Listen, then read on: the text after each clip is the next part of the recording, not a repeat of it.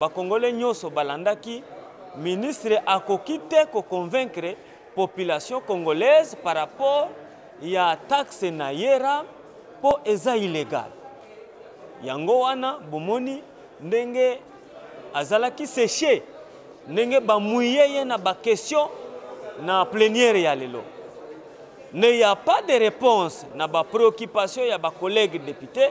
Yango asengi 48 heures pour akende ko fabriquer lisusu makambo maye akoya koyebisa peuple congolais après 2 jours. Ngai liboso nazoluka a supprimer taxe wana po eza illégal.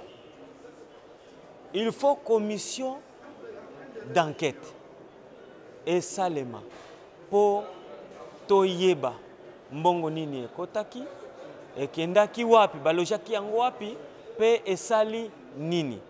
Soki ministre akozala a mesure te ya kopesa ba réponse na vérité oyo tozo linga apesa ba congolais toko examiner constitution na biso toko examiner règlement intérieur na biso, c'est-à-dire nous allons passer à la motion de défiance pour ministre oyo akende pour azo salir image ya république.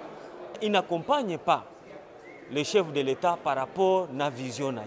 La RAM, c'est une escroquerie de plus contre la population congolaise. Parce qu'on ne peut pas avoir une taxe qui n'a ni soubassement légal et qui doit être imposée à la population. Ça, c'est inacceptable pour les élus du peuple que nous sommes. Nous ne sommes pas satisfaits de ces réponses parce que dans tout ce qu'il a dit, il n'y a rien qui justifie cette taxe.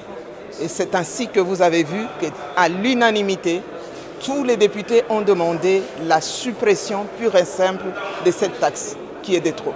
Vous avez vu, nous avons interpellé un ministre de l'Union sacrée et le débat a été citoyen républicain pour l'intérêt supérieur de la population. La population n'a pas compris le processus de cette taxation qui en réalité, il s'avère qu'il n'a pas de soubassement juridique et aussi face à la pauvreté, à la situation économique de la population et face à d'autres priorités, il y a eu un tollé.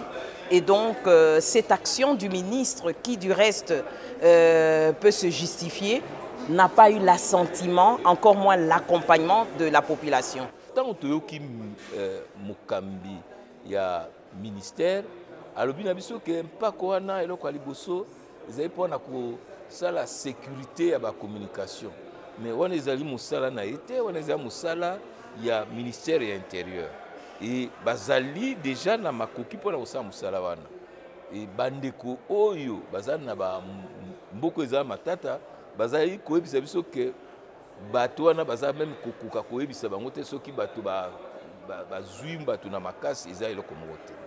Yambale alobi ezali pona ko éviter o ba bengi na li français contrefaçon. Mais contrefaçon eza musala ya autorité ya régulation te eza musala ya OCC.